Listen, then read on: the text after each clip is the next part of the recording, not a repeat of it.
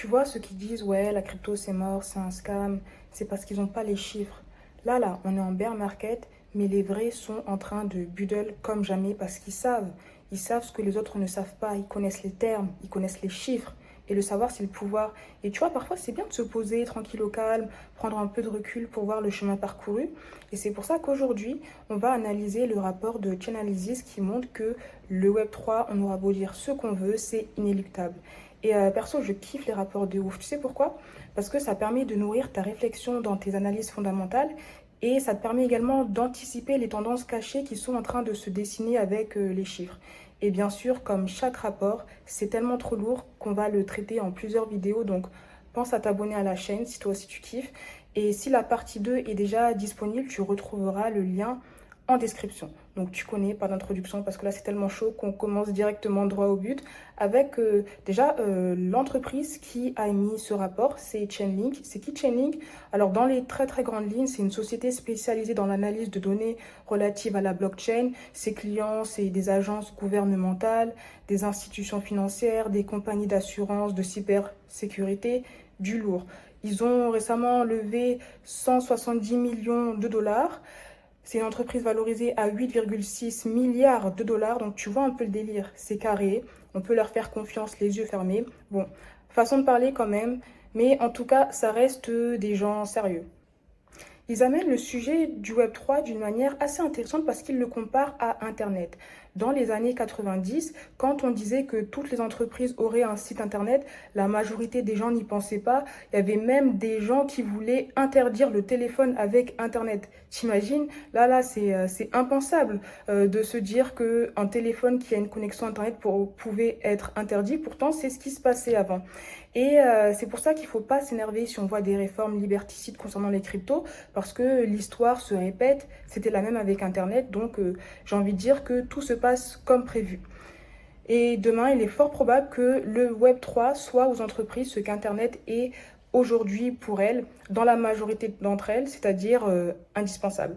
Mais après, quand on dit que toutes les entreprises seront des entreprises crypto et qu'elles auront un Connect Wallet à la place de connectez-vous avec votre adresse mail, faut aussi nuancer parce que le but, c'est pas de mettre le Web3 à toutes les sauces. Par exemple, si ta passion, je sais pas, c'est de traire des vaches à la campagne, le Web3, ça va pas forcément être pertinent pour toi.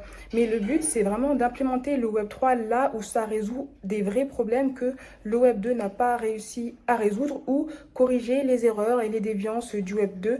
Et on sait qu'il y en a beaucoup car le Web2, même si ça partait d'une bonne intention, c'est un peu beaucoup parti en sucette. Normalement, si tu es abonné à la chaîne, tu as dû voir les autres vidéos que j'avais fait sur le sujet. Et ce qui est assez intéressant, c'est que Chainalysis met en avant le fait que dans le Web3, il n'y a pas de discrimination. Parce que dans la finance traditionnelle, si tu veux emprunter de l'argent, tu dois passer par un processus de demande de prêt. Et on va pas se mentir, l'égalité des chances, c'est un peu une utopie parce que parfois, tu peux être discriminé de par ton origine, ta situation sociale, bref, tu vois ce que je veux dire. Et dans le Web3, on retrouve vraiment cette égalité parce qu'on a un processus qui est vraiment équitable, dans le sens où les emprunteurs, ils auront juste à connecter leur portefeuille et il y aurait un algorithme qui pourrait donner instantanément le droit au prêt ou non en fonction de leur profil financier et l'historique des transactions représentées sur la blockchain. Et ça, tu vois, c'est merveilleux, c'est magnifiquement beau. Et le Web3, ça va au-delà de la finance. Le Web3 permet également d'éliminer les intermédiaires et favoriser les relations plus directes entre les vendeurs et les clients. Et c'est notamment le cas pour les artistes dans le domaine de l'art, parce que dans le Web3, il n'y a pas ces intermédiaires qui prennent une forte commission, donc les artistes peuvent avoir l'entière possession de leur art, et ça c'est extrêmement bien, tu vois, t'as personne entre qui te prend pour son petit peu, qui essaie de te la faire à l'envers, qui prend une forte commission en te laissant des miettes. Et si toi aussi t'es passionné par ne plus te faire exploiter par le Web2, je te recommande fortement de regarder la vidéo que j'avais fait sur le rapport A16Z, parce que tu vas être choqué quand tu vas voir les abus qu'il y avait dans le Web2 et tu vas aussi comprendre pourquoi le Web3 c'est plus que nécessaire. Parce que tout simplement, il ne faut pas se laisser faire. Tu vois ce que je veux dire? laisse personne dénigrer ta valeur et reprends le contrôle sur ce qui est censé t'appartenir. Ça, c'est la vision du Web3, même si, comme toujours, faut nuancer, même si quand on parle du Web3, on est très enthousiaste, faut être lucide et faut voir qu'aujourd'hui, il y a quand même beaucoup de choses à faire avant d'arriver dans cet idéal, mais tu vois un peu la mentalité du Web3. Et au-delà de ça, un aspect extrêmement important, le Web3 peut apporter la décentralisation dans le monde des entreprises. Par exemple, dans les entreprises traditionnelles, tu as le COMEX qui prend les décisions et les autres, ils s'activent en fonction des décisions du COMEX. Alors que dans le Web3, on peut avoir des entreprises qui sont portées par la communauté où chaque personne peut avoir un droit de vote dans les décisions de développement. Et c'est un peu ce qu'on appelle les DAO, qui sont des organisations autonomes décentralisées. Donc dans une DAO, chaque personne qui achète le token de gouvernance aura des droits de participation au vote dans les décisions, mais là aussi, il y a encore des bas et bressons à éclaircir. Mais dans l'idée, c'est ça. On va en reparler dans tous les cas. Et la question que Chainlink pose, c'est concrètement, on est où là et on va où? Qu'est-ce qui va se passer après? Et ce qui est important, c'est de commencer avec la DeFi. Bon, j'avais fait une vidéo sur la DeFi. Si tu veux en savoir plus, je te mettrai le lien en description. Mais la DeFi, c'est un peu la colonne vertébrale du Web3 ou la moelle épinière, comme tu veux. Mais en tout cas, la DeFi, c'est une composante essentielle au Web3. Et si on analyse les volumes de transactions associés au protocole DeFi, on observe une forte augmentation du nombre de transferts qui montre que la transformation Web3 est en cours. Tu vois, les bails sont en train de se faire, donc c'est très très positif. On voit que la DeFi, elle a explosé en 2021 et elle a atteint un point culminant au Q2 2021. Bon, depuis, la croissance s'est stabilisée, mais ça, c'est relié aux différents crashs et baisses de marché, puis le bear market qu'on subit actuellement. Normalement, si tu suis les crypto news et que tu es abonné à la chaîne, tu vois ce que je veux dire, sinon c'est pas encore fait, n'hésite pas à t'abonner. Mais malgré le bear market, on voit que le nombre de transferts reste stable, ce qui suggère que qu'il y a de plus en plus d'investisseurs individuels qui rentrent dans l'écosystème. Et là, un seul mot pour définir ça, bullish, tu vois ce que je veux dire. Et je pense que c'est ce que j'avais dit au début, mais les gens qui FUD et qui disent ouais, la crypto c'est mort, ils n'ont pas ces infos, tu vois. Et si nous, on garde nos convictions testostéronées jusqu'à la muerte quant à l'avenir brillant des cryptos et du Web3, c'est parce que les chiffres sont là, tu vois, les chiffres parlent d'eux-mêmes. Et là, on est sur une source sûre, Chainalysis. Je pense qu'on peut vraiment leur faire confiance. C'est pas des gamins, en tout cas, ils sont réputés pour leur sérieux. Et au-delà de ça, on voit également la croissance de la DeFi reflétée dans la façon dont l'utilisation des cryptoactifs a évolué. Au début, c'était 100% dominé par le Bitcoin. C'était aussi très limité. Mais après, à l'arrivée d'Ethereum qui a rendu possible les smart contracts, il y a de plus en plus d'applications reliées aux cryptos qui ont émergé. Donc maintenant, on voit que c'est assez divers entre les altcoins, les stablecoins, les smart contracts. D'ailleurs, les smart contracts, je t'en parle dans ma vidéo sur la DeFi si tu veux un tout petit peu creuser le sujet. Et si on zoome un peu plus sur les différentes applications des cryptos, on voit également que c'est très diversifié. Et je pense très sincèrement qu'actuellement, on a vu le quart du tiers de la moitié de ce que le Web3 peut nous apporter. On est à 30% des capacités du Web3. Et Chainalysis met en avant 5 grandes applications du Web3. Donc en fait, ces 5 grandes catégories, on va dire. Premièrement, il y a investir, donc utiliser les DEX. Il y a les prêts et les emprunts, ça c'est la DeFi. Il y a l'art, le divertissement et la culture. Donc ça, c'est tout ce qui tourne autour des collectionneurs, des NFT, des play to earn. Et il y a l'infrastructure, les protocoles qui relient les différentes parties du Web3. Et pardon, il y a les DAO. Bon, je t'ai déjà dit que concernant les DAO, il y a quand même des bails très noirs derrière. On va y revenir dans la partie 2, je crois. Mais dans l'ensemble, on voit que c'est quand même un début très, très prometteur. Je pense qu'on peut être d'accord sur ce point. N'hésite pas à me dire ce que tu penses en commentaire. Par contre, comme je le dis à chaque fois, j'essaie de nuancer, c'est pas tout rose, il y a encore beaucoup de points négatifs. Parce que pour le moment, ces utilisations, elles s'adressent principalement aux personnes qui s'y connaissent parce que les interfaces des protocoles sont parfois difficiles à comprendre pour les nouveaux utilisateurs. C'est pour ça que les gens qui utilisent la DeFi, c'est plutôt des gens qui ont une certaine expérience avec les cryptos, ce qui n'est pas forcément le cas quand on prend la culture et le divertissement, parce que quand on analyse la moyenne d'âge des portefeuilles reliés à leurs activités, on voit que les portefeuilles qui effectuent leur première transaction sont généralement plus jeunes que les portefeuilles qui effectuent leur première transaction via la DeFi. Et ça peut se comprendre parce que, par exemple, si tu vois ta star préférée qui crée une collection NFT, tu vas vouloir l'acheter non pas parce que tu kiffes les cryptos ou parce que tu kiffes la technologie des NFT, mais parce que c'est ta star préférée, tu vois. Et c'est pour ça que je vois vraiment que l'adoption massive, elle peut passer par tous ces acteurs traditionnels qui vont embarquer des solutions Web3 pour les présenter à leur audience qu'ils ont déjà, même si là aussi c'est un peu plus complexe parce que tu as des stars qui ont des millions de followers qui ont fait flopper une collection NFT parce qu'ils n'avaient pas les codes, mais bon, ça c'est un autre sujet.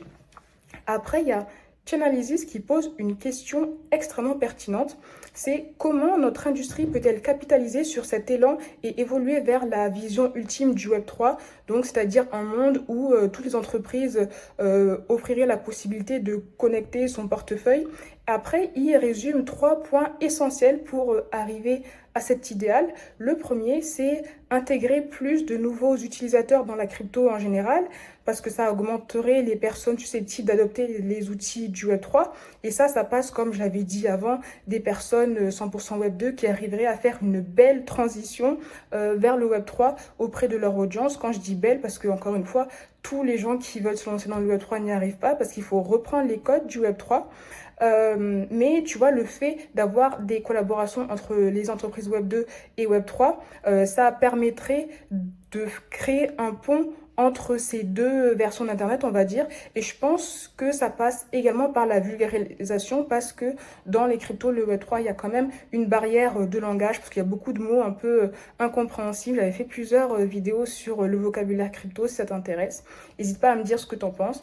La deuxième raison, c'est d'avoir une meilleure expérience utilisateur. Parce que comme j'avais dit avant, à l'heure actuelle, les interfaces, les protocoles, voilà quoi, c'est complexe, c'est intimidant, c'est difficile à utiliser, même si ça s'améliore de mieux en mieux. Mais même au-delà de ça, parfois tu as des bugs, mais tu comprends pas. Par exemple, tu vois, dans le club alpha, ce qu'on fait, c'est qu'il y a un challenge d'IK et moi, je montre vraiment toutes les opérations que je fais sur la blockchain et parfois, ça te fait mal à la tête. D'ailleurs, si tu es intéressé, tu peux retrouver le lien du club alpha en description. Mais tu vois, résoudre tous ces problèmes rendrait les débutants beaucoup plus susceptibles de s'intégrer dans le Web3.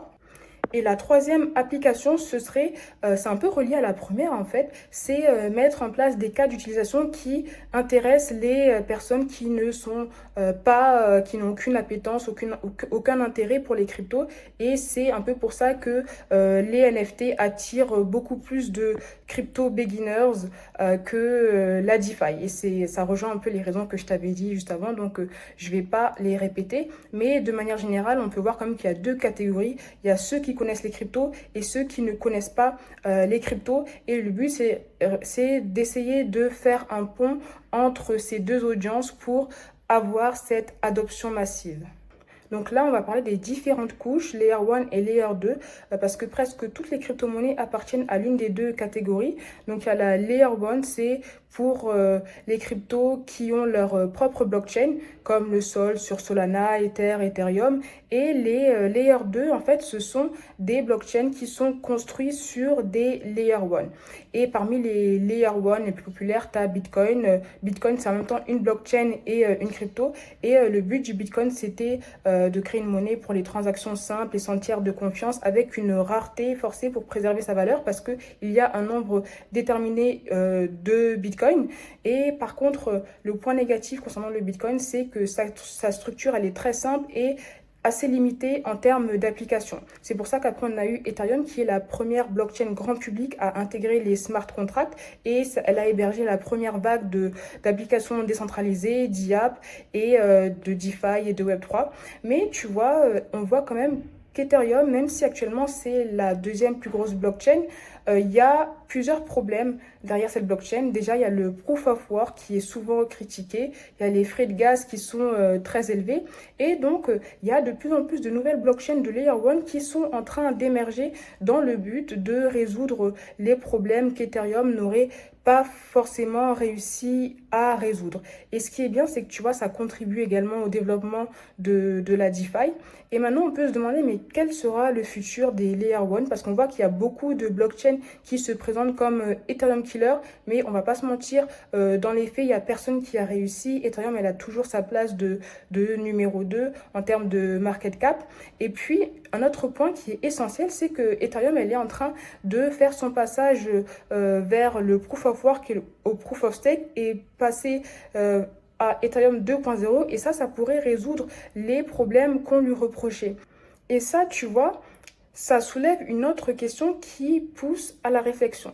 Parce que s'il n'y a aucune blockchain qui a réussi à défier Ethereum et qu'Ethereum va passer dans une version supérieure pour corriger les défauts qu'elle avait, est-ce que ces blockchains de Layer 1 vont réussir à survivre sur le long terme? Parce que jusqu'à présent, les nouvelles blockchains de Layer 1, elles arrivaient à attirer les investisseurs parce qu'elles avaient cet argument, regardez, nous on fait ça alors que Ethereum ne fait pas ça. Donc, un de leurs principaux arguments, c'était qu'elle pouvait défier Ethereum.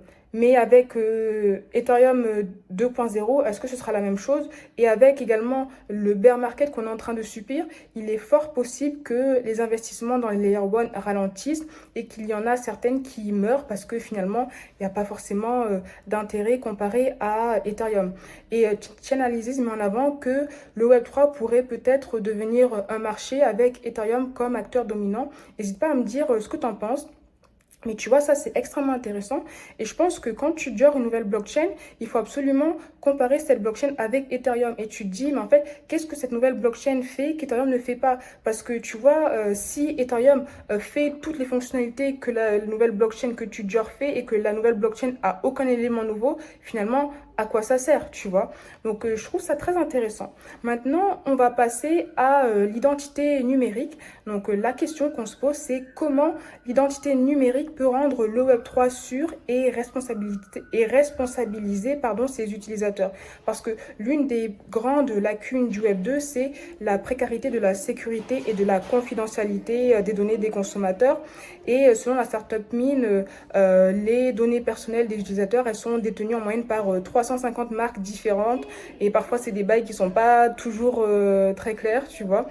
Et si on regarde les gros hacks de données, il y a quand même du souci à se faire. On se rend compte que dans le Web 2, nos données ne sont pas forcément sécurisées et le Web3 peut aider à résoudre ce problème en séparant en fait notre activité de notre identité. Par exemple, si on se connecte sur un site avec notre wallet et qu'on n'a pas de KYC, on pourra utiliser des applications sans forcément que ce soit relié à notre identité et ce n'est pas le cas si on utilise une adresse mail, même si voilà, on peut créer des fausses adresses mail, mais tu vois un peu ce que je veux dire.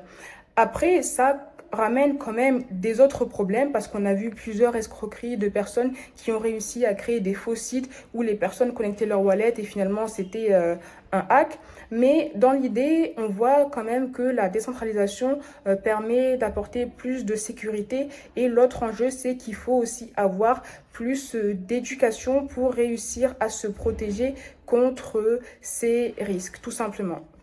Et on va terminer en parlant d'ENS, donc c'est toujours relié avec l'identité. L'ENS, en fait, c'est quelque chose, c'est un service qui est construit sur Ethereum qui permet aux utilisateurs de lier un domaine facilement lisible à une adresse Ethereum. Parce que tu vois actuellement, ton adresse Ethereum, c'est une longue suite de chiffres et de lettres, c'est incompréhensible. Et grâce à l'ENS, tu peux créer ton adresse, je sais pas, prénom.eth et les gens pourront t'envoyer de l'argent sur prénom.eth au lieu d'avoir cette longue adresse. Donc actuellement, ENS, il facture 5 $ à peu près par an pour les noms de domaine. Bon, après, ça peut monter, tu vois, c'est renouvelable chaque année. Ce qui est intéressant, c'est qu'à l'heure actuelle, la fondation ENS, elle a indiqué qu'il y a 1,1 million de domaines ENS qui ont été achetés par plus de 400 000 propriétaires uniques. Donc, on voit qu'il y a vraiment un engouement. Et ce qui est encore plus intéressant, c'est que malgré le bear market, il y a une explosion en fait. C'est comme là, les noms de domaine ENS, ils sont en train d'atteindre des records incompréhensibles. Donc, à voir. Et ce qui est aussi intéressant, c'est que ENS essaie d'ajouter d'autres fonctionnalités à leur nom de domaine. Et parmi elles, il y a une fonctionnalité très intéressante qui est reliée au fait qu'ils se sont intégrés au système de fichiers interplanétaires, c'est IPFS. IPFS, on va dire, c'est le HTTP du Web3. Et ce qui est bien, c'est que maintenant, si tu rajoutes un point link sur ton adresse ETH-UNS, tu peux avoir un site internet. Par exemple, là, je te mets un exemple sous les yeux. C'est Almonite. Donc, almonite.eth, c'est l'adresse sur laquelle tu peux leur envoyer des sous. Mais si tu rajoutes point link, tu peux voir leur site internet. Donc, ça, c'est assez intéressant. Donc, c'était la partie 1 du rapport de Chainalysis. N'hésite pas à me dire ce que tu en penses, tes retours, et pense vraiment à t'abonner à la chaîne si ce n'est pas fait. J'attends tes commentaires et on se retrouve très bientôt pour la partie 2 parce que là ça va être très très chaud. Je regarde un peu, on va parler de la DeFi, on va parler du lending, on va parler des DAO. Ah ouais, parce qu'il y a des bails très très très bressons concernant les DAO, il faut absolument qu'on en parle. On va également parler des NFT, c'est très intéressant, du métaverse, des agences immobilières dans le métaverse, du gaming, bref, c'est très intense. Si tu kiffes, abonne-toi. On se retrouve également sur les réseaux sociaux et moi je te dis à très très très très très très vite pour une nouvelle vidéo.